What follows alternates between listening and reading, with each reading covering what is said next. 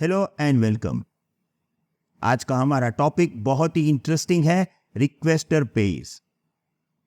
देखिए, हमारा main M है कि हम AWS S3 के हर एक टूल्स को या फैसिलिटी को कवर करें। क्यों? क्योंकि जब आप AWS सॉल्यूशन आर्किटेक्ट की एग्जाम दोगे या तो प्रोफेशनल की एग्जाम दोगे, तब क्वेश्चन कहीं से भी आ सकता है। हम नहीं चाहते कि आप एग्जाम में कंफ्यूज हो जाओ कि कोई टॉपिक आपने स्किप कर दिया है और फिर एग्जाम में उसी का क्वेश्चन आपको मिल गया एंड देन आप उस पर्टिकुलर क्वेश्चन के कारण इतने कंफ्यूज हो गए कि आप कई सारे आंसर्स जो आपको रियल में मालूम थे वो भी भूल गए। हम चाहते हैं कि कोई भी स्टूडेंट जो इस वीडियोस को देख रहा है वो 100% एग्जाम में पास हो जाए। तो इसीलिए हम छोटे से छोटे टॉपिक को भी थियोरिटिकली एंड प्रैक्टिकली कवर करते हैं। रिक्वेस्टर पेज, इस टॉपिक को हम 3 चैप्टर में कवर करेंगे। सो let's start with chapter number 1।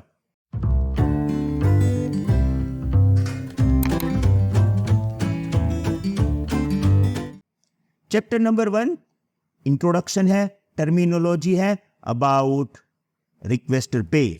So first, we need to understand bucket owner. A bucket owner in Amazon S3 is an AWS account that creates S3 bucket. देखिए, right now मैं अपने एक AWS account में हूँ। यहाँ पे मैंने एक बकेट बनाया। ये एक सिंपल बकेट है जो मैंने बना के रखा है। तो ये बकेट किसने बनाया? CloudFox हब जो मेरा अकाउंट है वहाँ से मैंने बनाया। तो मैं यानी कि CloudFox हब इस बकेट का ओनर है। Okay, the bucket owner has a full control over the bucket and its content. So अभी इस बकेट में जो भी है, जैसे कि इस बकेट के अंदर मैंने एक lambda.pdf करके फाइल रखा है, तो ये फाइल्स या जो भी ऑब्जेक्ट्स है या इस बकेट पे पूरा कंट्रोल किसका होगा? मेरा होगा, क्योंकि बकेट ओनर के पास फुल कंट्रोल होगा। अब जब मेरे पास कंट्रोल है तो इसके साथ एक प्रॉब्लम भी है। प्रॉब्लम क्या है? By default, bucket owner is responsible for paying storage cost. यहाँ पे जितना स्पेस में ऑक्यूपाई करूंगा उस स्पेस का मुझे पेमेंट करना पड़ेगा AWS को। देन डेटा ट्रांसफर कोस्ट, अगर मैं इस पर्टिकुलर ऑब्जेक्ट्स को डाउनलोड करूंगा किसी भी जगह से तो डेटा ट्रांसफर आउट हुआ तो डेटा ट्रांसफर कोस्ट मुझे पे करना पड़ेगा। और पुट गेट अदर रिक्वेस्ट, जैसे कि कोई मैं अपलोड करूंगा तो एक रिक्वेस्ट जाएगी, डाउनलोड करूंगा तो एक और रिक्वेस्ट जाएगी, तो वो जो रिक्वेस्ट है उसकी भी कॉस्ट देनी पड़ेगी। बाय डिफॉल्ट बकेट ओनर ही सभी कॉस्ट जो है उसको बेयर करता है, उसी को देना पड़ता है। ओके, अब एक दूसरी टर्मिनोलॉजी है जिसको हम बोलते हैं रिक्वेस्टर। अब रिक्वेस्टर में क्या होगा? A requester in the context of Amazon S3 is an entity that makes request to access object within S3 bucket. चलो मैं आपको एक एग्जांपल देता हूं। मैंने सोचा कि ये lambda.pdf फाइल है, ये पूरा lambda का एक माइंड मैप है और मुझे ये आपको देना है।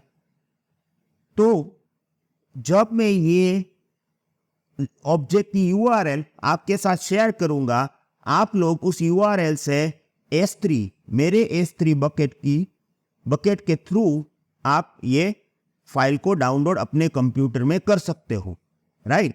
तो जैसे ही मुझे ये ऑब्जेक्ट शेयर करना है, मैं आपको URL दूंगा और URL के थ्रू आप इस फाइल को डाउनलोड करोगे। तो जब आप रिक्वेस्ट करोगे तो आप क्या हो जाओगे? रिक्वेस्टर। ओके, अब रिक्वेस्टर 2 टाइप के होते हैं। एक authenticated requester, requester that uses AWS credential associated with AWS account. तो मैं बोलूंगा भाई आप एक काम करो, ये आप डाउनलोड तो कर सकते हो पर आपके पास अपना AWS अकाउंट होना चाहिए जिसके थ्रू मैं ऑथेंटिकेट करूंगा और फिर आपको एक्सेस दूंगा।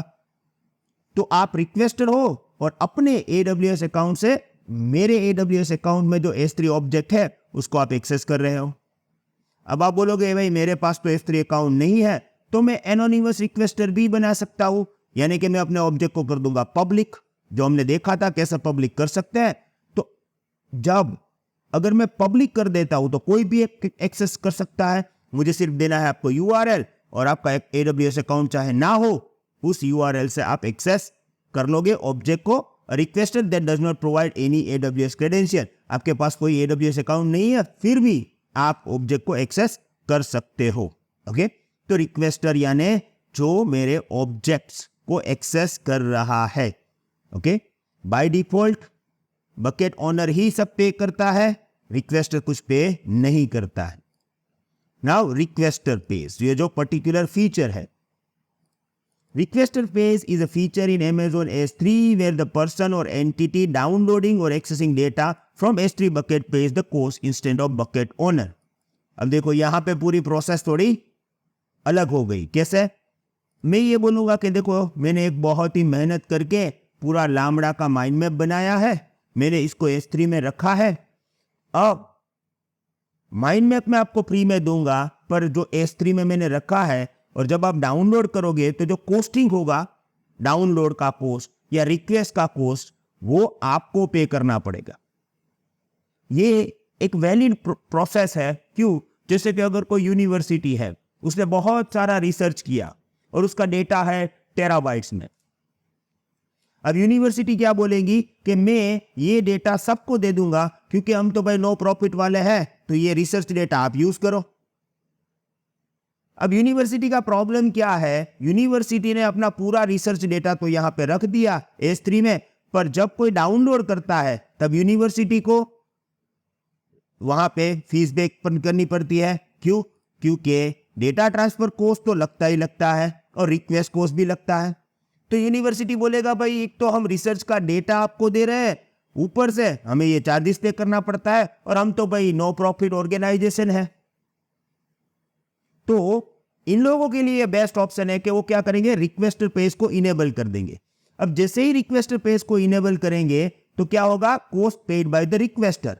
अब कौन सी cost? Data transfer cost and request cost. तो देखिए ये जो 3 कोस्ट यूनिवर्सिटी को लग रही थी, स्टोरेज कोस्ट तो यूनिवर्सिटी देगी, क्योंकि वो बोलेगा भाई सब डेटा इसी में है, हमारा ही है, तो हम स्टोरेज कोस्ट देने के लिए प्रॉब्लम नहीं है। पर जिसको डेटा चाहिए वो डेटा ट्रांसफर कोस्ट और रिक्वेस्ट कोस्ट, जो पुट गेट, यहां पे आप डाउनलोड करोगे तो गेट रिक्वेस्ट जो आपने दिया है करोगे, उसके लिए आपको पेमेंट करना पड़ेगा। तो हम यहां पे चेंज क्या कर रहे हैं, जो बकेट ओनर पे चार्जेस लगते थे, किसका? डेटा ट्रांसफर का और रिक्वेस्ट कोस्ट, वो हम ओनर पे ऐड कर देंगे, यानी कि अब ओनर को पे करना पड़ेगा। This feature is useful for the bucket owner who wants to share data but do not want to bear the cost of data transfer and request। Storage cost तो लगेगा पर ये दोनों नहीं लगेगा। ओके, तो ये पूरा कॉन्सेप्ट है, बहुत ही इजी है, पर प्रैक्टिकली हमें उसको इंप्लीमेंट करना है। ये था हमारा चैप्टर 1। आगे जाते हैं और स्टार्ट करते हैं chapter number 2।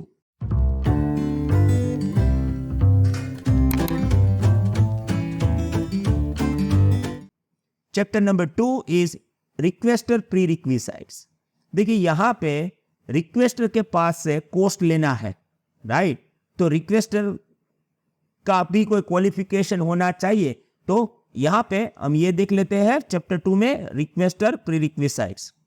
First, the requester must have an AWS account to be billed. देखो यहां पे कोई डायरेक्टली एक्सेस नहीं कर सकता है। जैसे अगर आपके पास AWS अकाउंट है ही नहीं और आप एक्सेस करोगे तो AWS आपसे पैसा चार्ज कैसे करेगा, राइट? तो एनोनिमस एक्सेस नहीं होगा, जो मैंने आपको चैप्टर 1 में बताया था, वो एनोनिमस एक्सेस नहीं होगा। अगर आपको एज ए रिक्वेस्टर मेरा डेटा एक्सेस करना है तो AWS अकाउंट तो चाहिए ही चाहिए। ओके, दूसरी बात, the bucket policy must allow the requester to access the data. देखिए अभी यहां पे मेरे पास ये lambda.pdf बकेट ऑब्जेक्ट है जो my test bucket.02 में है। अब यहां पे मैंने कोई परमिशन ही ऐड नहीं किया है, तो अगर मैंने किसी को बकेट पॉलिसी के थ्रू परमिशन ही नहीं दिया है तो कोई एक्सेस कर ही नहीं पाएगा। अभी तो ये ऑब्जेक्ट 100% प्राइवेट है।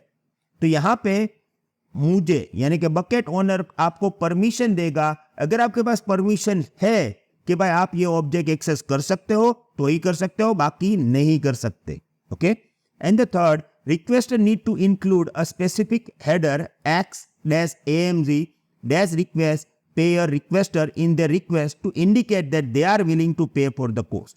अब देखो यहां पे ऐसा भी नहीं हो सकता कि आप एक रिक्वेस्टर हो, आपने टीबी में डेटा डाउनलोड कर लिया और फिर आप AWS को बोलोगे कि मुझे थोड़ी ना मालूम था कि वो जो बकेट में से मैंने डेटा डाउनलोड कर लिया उसका चार्ज मुझे पे करना है. मुझे नहीं मालूम था तो मैंने डाउनलोड कर लिया. तो यहां पे एक एक्स्ट्रा ऐड किया है AWS ने कि जब आप कोई भी बकेट में से ऑब्जेक्ट एक्सेस करोगे जिसमें रिक्वेस्टर पे इनेबल है, राइट, जैसे कि अगर इस पर्टिकुलर ऑब्जेक्ट, मेरे पास ये बकेट है, इसमें मैंने रिक्वेस्टर पे इनेबल कर दिया है, अब अगर आपको ये lambda.pdf फाइल एक्सेस करना है तो ये नॉर्मल वे से नहीं होगा.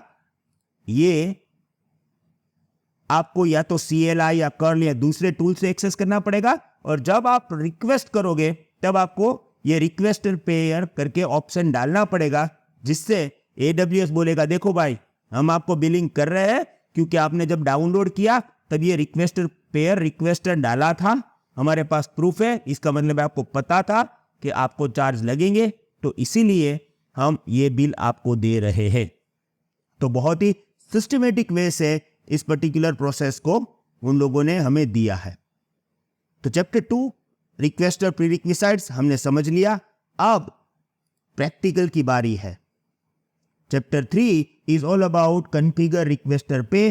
पूरा प्रैक्टिकल, पूरी प्रोसेस मल्टीपल AWS अकाउंट का यूज करके हम करने वाले हैं. एक बार पूरी प्रोसेस को आप समझ लोगे तो आपको एकदम क्लियर हो जाएगा कि पूरी प्रोसेस किस तरह से काम करती है. So let's start.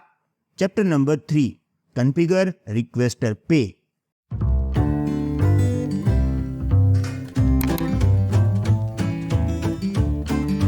Sorry to interrupt you. I know that video बहुत ही इंटरेस्टिंग है, पर अगर आप ये 100 डेज चैलेंज के सभी वीडियोस पूरे देखना चाहते हो तो हम आपको 2 ऑप्शंस दे रहे हैं.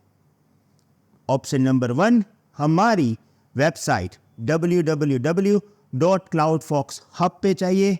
वहाँ पे आपको एक 100 डेज यूट्यूब चैलेंज कोर्स मिलेगा, उसको सब्सक्राइब करिए. हमारा प्राइस बहुत ही कम है, जस्ट 499 रुपीज. ये जो भी वीडियोस हम यहाँ पे यूट्यूब पे डालते हैं वही फुल वीडियो आपको इस पर्टिकुलर कोर्स में मिलेगा. 240 वीडियोस टोटल मिलेंगे. दूसरा, एक बहुत ही अच्छा ऑप्शन है जो हम आपको यूट्यूब के थ्रू देंगे. Now you can join our YouTube Elite membership program as well. ये मेंबर बनने के लिए आप हमारी YouTube channel Cloud Fox Hindi पे जाइए. वहाँ पे एग्जैक्टली सब्सक्राइबर बटन के बाजू में आपको एक ज्वाइन बटन मिलेगा. वहाँ पे ज्वाइन करिए. आपको मंथली सिर्फ और सिर्फ 89 रुपीज पे करना है और ये सभी वीडियोस आपको फुल तो वहां पे मिलेंगे ही, अप टू 240, और कई सारे कोर्सेज जो हम फ्यूचर में डालने वाले हैं वो सब आपको मिलेंगे सिर्फ 89 rupees per month. I hope you will join this. Thank you very much. Goodbye.